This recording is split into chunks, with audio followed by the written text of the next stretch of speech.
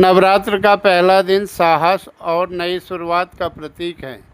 इसी भावना से जुड़ी यह कहानी मैं आपके सामने प्रस्तुत कर रहा हूँ।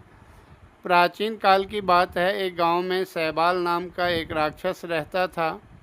वह अपनी माया से हर जगह अंधेरा फैला देता था, जिससे पेड़ पौधे सूख जाते और लोगों के जीवन में खुशियाँ गायब हो गई। लोग बहुत दुखी थे, लेकिन उनमें से कोई भी उस अंधेरे के खिलाफ खड़ा होने की हिम्मत नहीं जुटा पा रहा था। इसी गांव में एक युवा लड़की थी जिसका नाम सिद्धि था। सिद्धि ने माँ शैलपुत्री के बारे में सुना था, जो पर्वतराज हिमालय की पुत्री थी और नवदुर्गा का पहला रूप मानी जाती है। सैबाल के आतंक को देखते हुए उसने निश्चय किया कि वह अकेली ही माँ शैलपुत्री की पूजा करेंगी। उसने नवरात्रि के पहले दिन अपनी झोपड़ी को साफ किया, एक छोटा सा दिया जलाया और पूरी श्रद्धा से माँ शैलपुत्री की स्तुति की।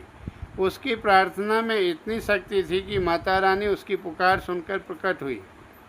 माँ शैलपुत्री ने सिद्धि को एक दिव्य तलवार दी और कहा, यह तलवार केवल बाहरी अंधेरे को नहीं, बल्कि तुम्हारे भीतर के डर को भी खत्म करेगी। सिद्धि ने उस तलवार को लिया और निडर होकर सैबाल से लड़ने गई। उसने देखा कि सैबाल का अंधेरा उसकी छाया में ही है। सिद्धि ने अपनी बहादुरी और माँ शैलपुत्री के आशीर्वाद से सैबाल की छाया को नष्ट कर दिया, जिससे उसका पूरा अस्तित्व ही मिट गया। जैसे ही सैबाल का अंधेरा खत्म हुआ, चारों ओर उजाला और खुशियाँ वापस आ गई।